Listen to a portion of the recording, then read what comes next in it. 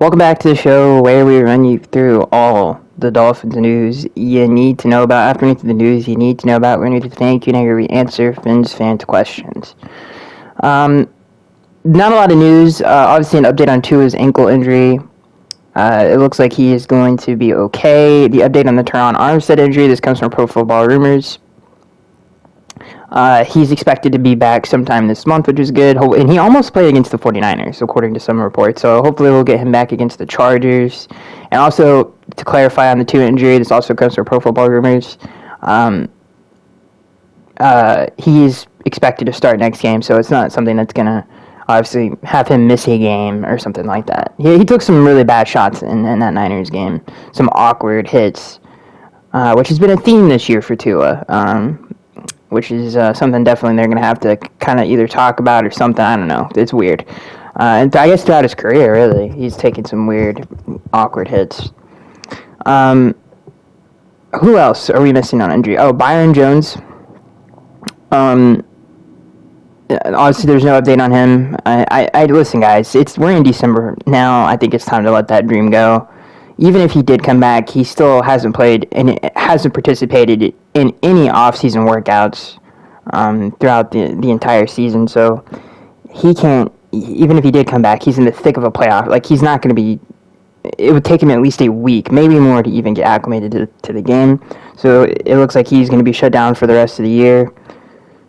Austin Jackson, obviously, there is no update on him. Either. One thing I will say about that is that I feel like, honestly, Greg Little and Brandon Schill have outplayed him. Even in preseason, I felt that way. So, or did Austin get hurt in preseason? No, I think he didn't get hurt until like week 1, if I'm not mistaken. So that's not the biggest blow to the team in terms of injuries.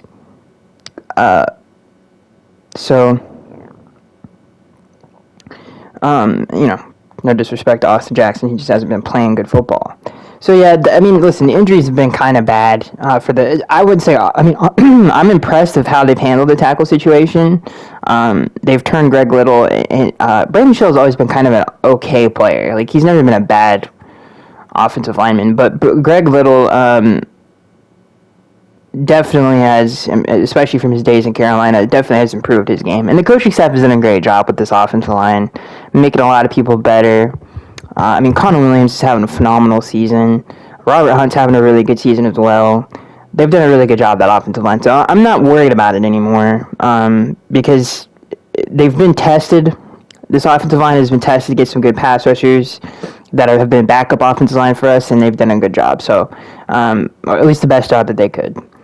So I like what I've seen from Frank Smith, our offensive coordinator, Applebaum, the offensive line coach. Both are former offensive linemen, and both have done a great job with that unit. So don't worry about it if you're a Dolphins fan. That is it for the news. There's really nothing else to talk about.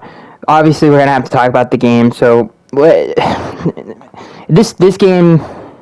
So let's get into the game. But this game was difficult. It was a close game throughout. It felt like a bunch of missed opportunities. I think that is why the game, it sucked, because obviously the quarterback for Jimmy Garoppolo got injured early in the game, and then there's a lot of missed opportunities on the offensive side of the ball.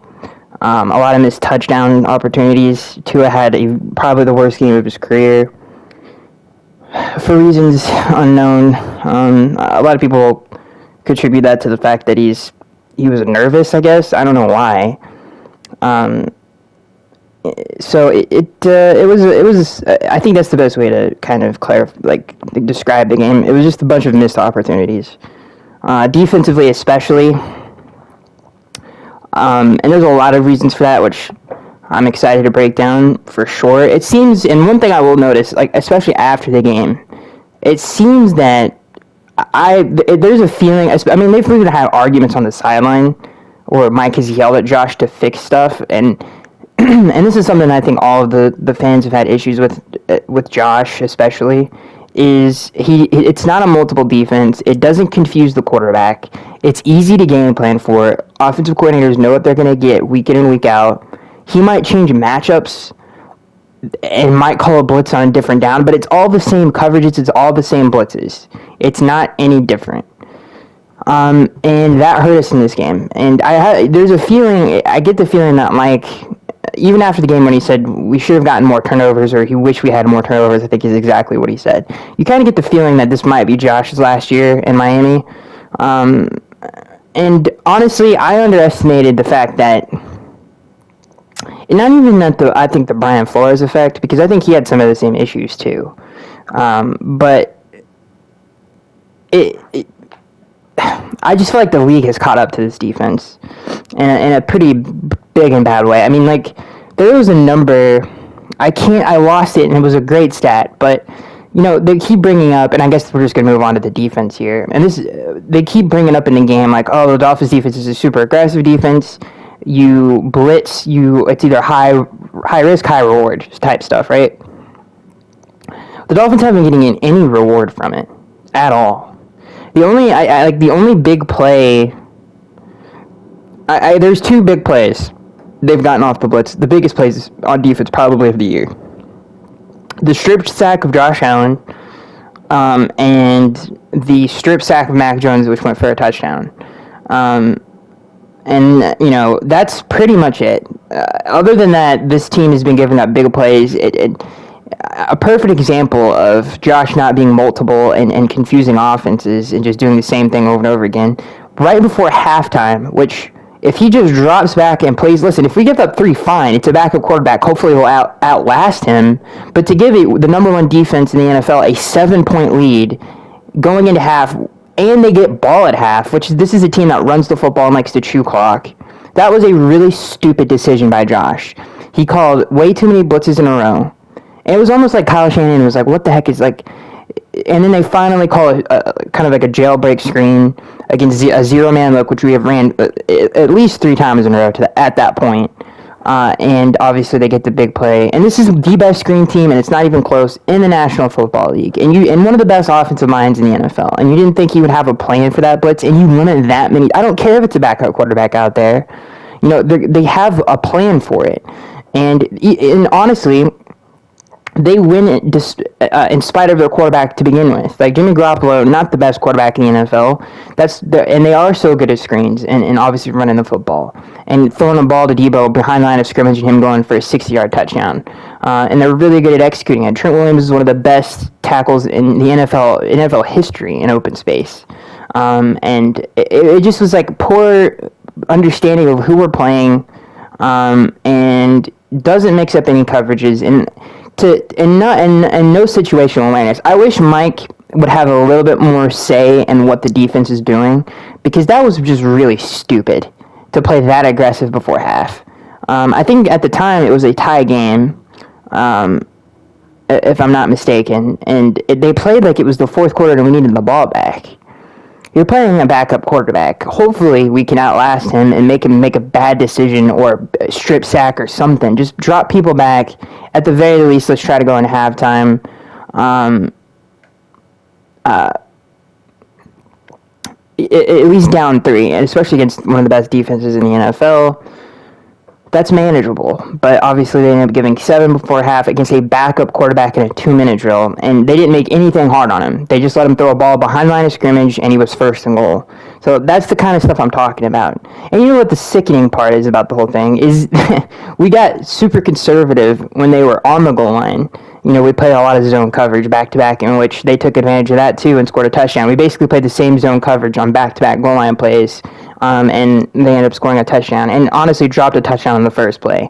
And that's another Achilles heel of this defense, is we are an awful zone coverage team. It's pretty bad. I mean, there were a lot of busted coverages in this game, which the Niners did not take advantage of. You know, Ayuk was open on a corner out, I think, like 2 times for big plays, and they just either missed the throw, or just didn't see the read. So this defense is underprepared.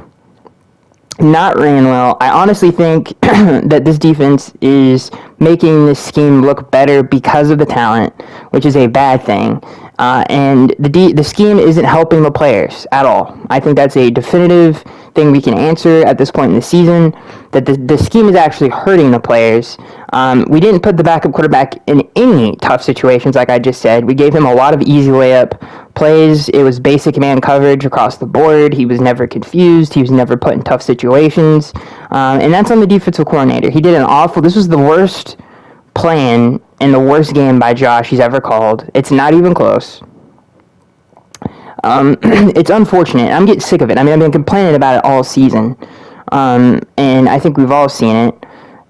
And we never go too high safety looks. Our corners are always like one play away from giving up a 60-yard touchdown because of the coverages we play. I know people want to rag on X, but he's literally on an island with some of the best players in the NFL. The fact, honestly, I was impressed. One of the best games X has ever had, in my opinion. Some of those pass interference calls, the one on Deebo Samuel was not pass interference. The Cater Kohu one was not pass interference either, in my opinion. I thought they did a great job against one of the best run-after-catch receivers, one of the best receivers, and one of the best play callers in the NFL. I thought they did a pretty dang good job on those guys. So, again, I don't think it was the players' fault at all. I think it was the plan was bad. I think that he did not put our players in position to succeed at all. And it's the same defense every single week. And it's not game plan specific at all. It's just not. I mean, I think that's pretty obvious. And he can't say that, it's because of these injuries, because it was like this when the defense was healthy, too. So, it's hard to get turnovers and one-on-one man to coverage every play. It's just difficult to do. You're not going to get, most of the time, you're not going to get tipped interceptions or anything crazy like that. Zone coverage, and again, sprinkle it in. It's not something we want to play zone every single down, but sprinkle it in a little bit. I don't know why. I obviously it's the New England scheme, and that's just how they do things. And we saw that with Matt Patricia when he went to Detroit as well. And it's not like the Dolphins don't have, you've seen this as kind of a theme around the NFL, is heavy zone coverage with two really athletic middle linebackers. The Bills have that. Obviously, the 49ers have that. The Seahawks have that with Jordan Brooks. And I'm forgetting a team right now. The Bears kind of had that with Roquan Smith before he left. I'm forgetting someone right now. The point is a lot of teams like that kind of heavy zone, two really athletic linebackers that you could keep on the field look. The Cardinals sort of do that with like Isaiah Simmons and Zaven Collins. And it's not like we can't do that as a defense. We have Jerome Baker, who's a very athletic linebacker. I would say, Channing Tindall, he's obviously probably not ready for that role. But you could even put Holland in that situation. Maybe drop back Eric Rowe, but even put Eric Rowe at linebacker in some of those coverages. But it's unfortunate, and I'm very disappointed in the defense. It's just that we never put the backup quarterback in any tough situations. Never gave him a crazy look defensively. His answer to trying to make the quarterback crack was these blitzes, but they were prepared for the blitzes. I mean, we run these blitzes for the last 2-3 years. So they were well prepared for them, and they have a great counter to it. They're a great screen team. And I don't understand playing that aggressive. Like, the answer for Josh against the backcourt is let's play super aggressive. Why? It's a backup quarterback. Let him make a mistake.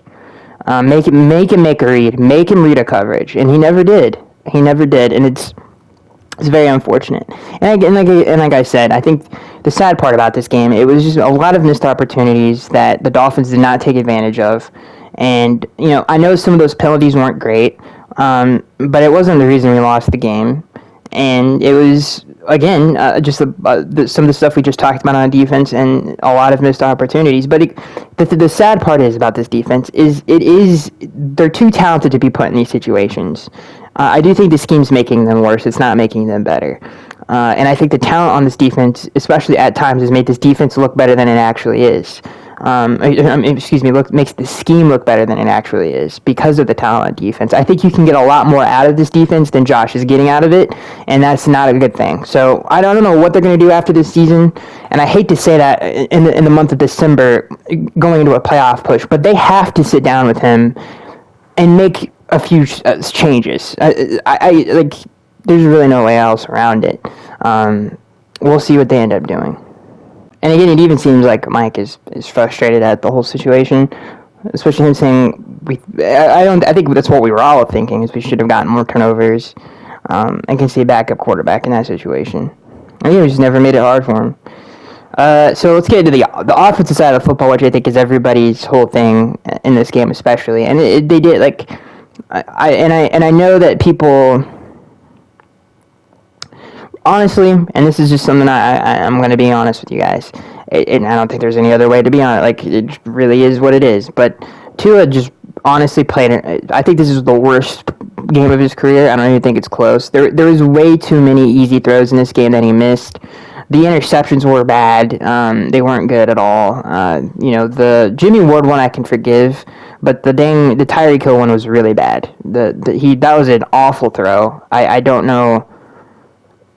I don't know, but I felt like, and this is just the God's honest truth. Now, did we do a perfect job of Nick Bosa? No, but there were plays to be had that were not made, that should have been made, and the quarterback missed them. And Tua did not, especially in the first half. The pass protection wasn't bad. I think one of the sacks in the first half, I think it was the only sack in the first half.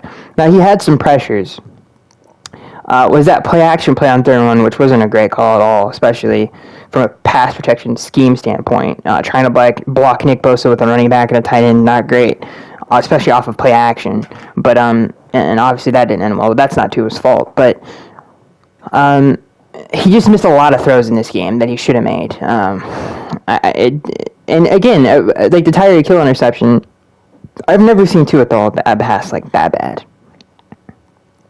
The one of Jeff Wilson, that should have been a big play, maybe a touchdown. At least we would have been definitely deep into opponent's territory. There was no one on that side. The guy fell down. I mean, there was no one there. That should have been an easy throw, and it was missed. He missed Jalen on some crossing routes. He was just off the entire game. Missed some out routes. It is what it is. Like, one of the things I think is a very common misconception about Tua that isn't true is it's funny because I think things change from year to year, but people are like, all of this stuff is over the middle. He can't throw outside. That's not true. I mean, his entire Brian Flores years with him, he threw outside of the numbers. Like, most of our big, and they weren't very big plays, obviously. It was either a go ball down the 50-50 ball down the sideline, or was something outside of the numbers. Like, that was the most, over the middle, our offense was non-existent. So, sorry, as I sip the coffee. So that's not true. Tua can throw outside the numbers pretty easy, and he's done it this year a few times. But, he had a really bad game. And he kind of started getting his mojo in the second half, but it was just too late. We couldn't convert the 4th and 2, which would have been a huge play. And honestly, I feel like I guess we could break it up into two halves. The first half was way too many missed opportunities from the offense. And then in the second half, I would blame that, especially in the fourth quarter, the defense has to step up in some of those situations. Especially against a backup quarterback. They could have helped Tua out in some of those situations too, but he definitely played a lot better towards the end of the game. With a beautiful touchdown to Tyreek Hill, and then the drive that ended, unfortunately, because Mike couldn't hold that pass in, which was a really good throw. He started to kind of get it back.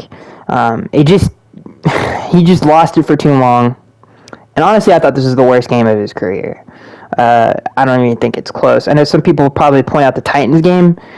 Dude, that defense was on fire that season, and we were on the road with a bad offense. That's not his. That's the entire gross ball of an offense that we had that was going on. But yeah, I think this was the worst worst of his career. He just made, I don't know, I've never seen him that off. Especially with people wide open. I've seen Tua try to fit some balls into tight windows he probably shouldn't have, but I have never seen him miss wide open players like that.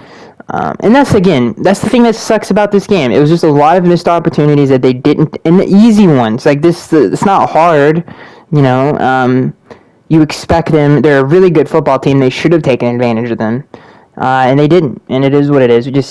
I hope this is a. I don't even want to say a wake-up call. I mean, we act like this is the win of the world. They just won 5 games in a row. So it is what it is. They were on the road against one of the best teams, probably the best complete team in the NFC. It is what it is. And honestly, it's encouraging. It's hard to say that in a game like this, but we really can't score on anybody. Like, there were wide open people in this game. We could have moved the ball better. We didn't. But at the same time, it does make me feel good because it's like, man, I mean, there's really nothing that can. It's really we either beat ourselves or we don't. And I think the offense has gotten significantly better as the year has gone on.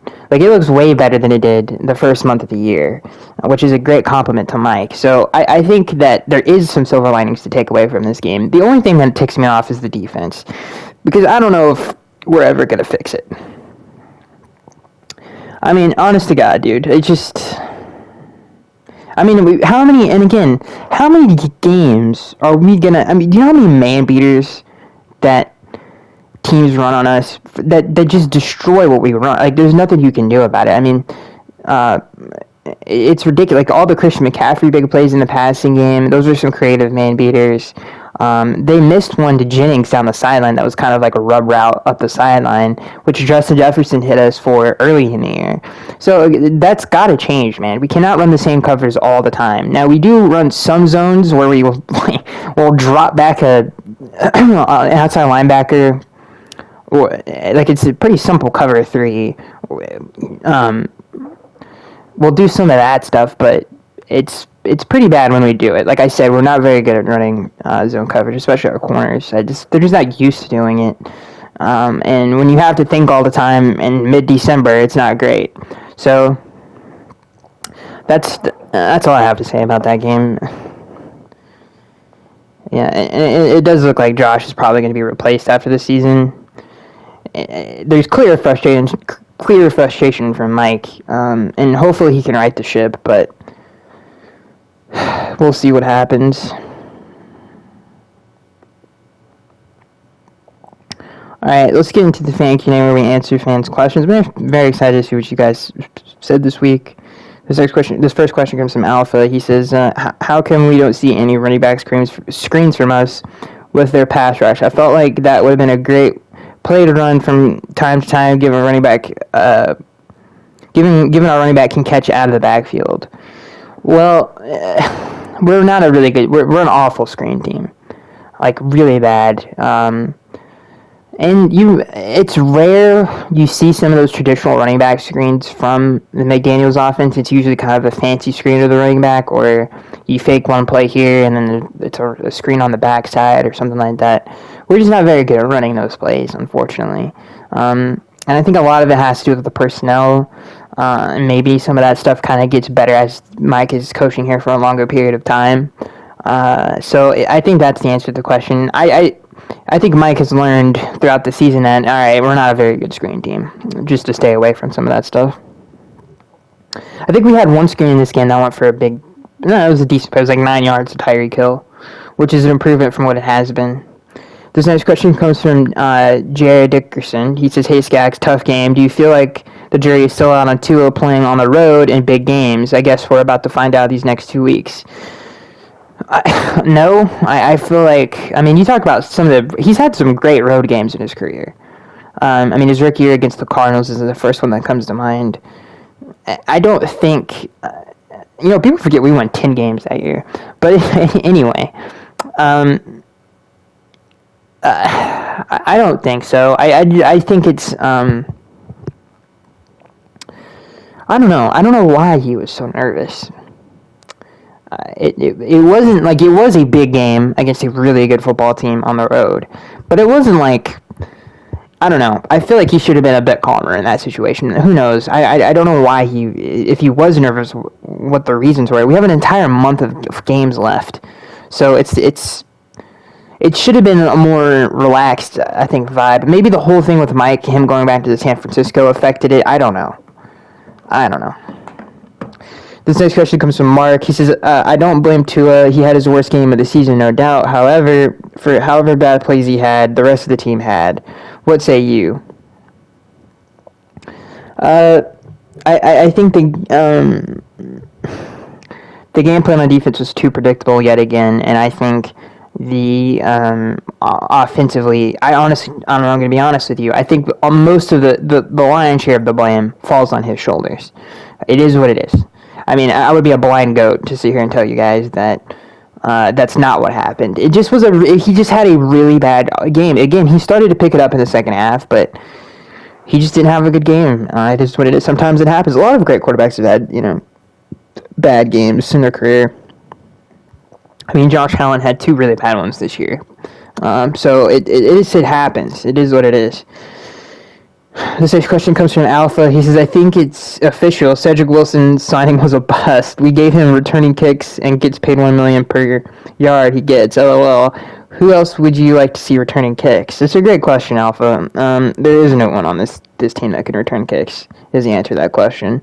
I would like to see Eric Azukama do it. I think he would be a great returner, but he obviously hasn't been dressed for any of these games. I would at least look into, what is Cedric Wilson giving us that Eric wouldn't?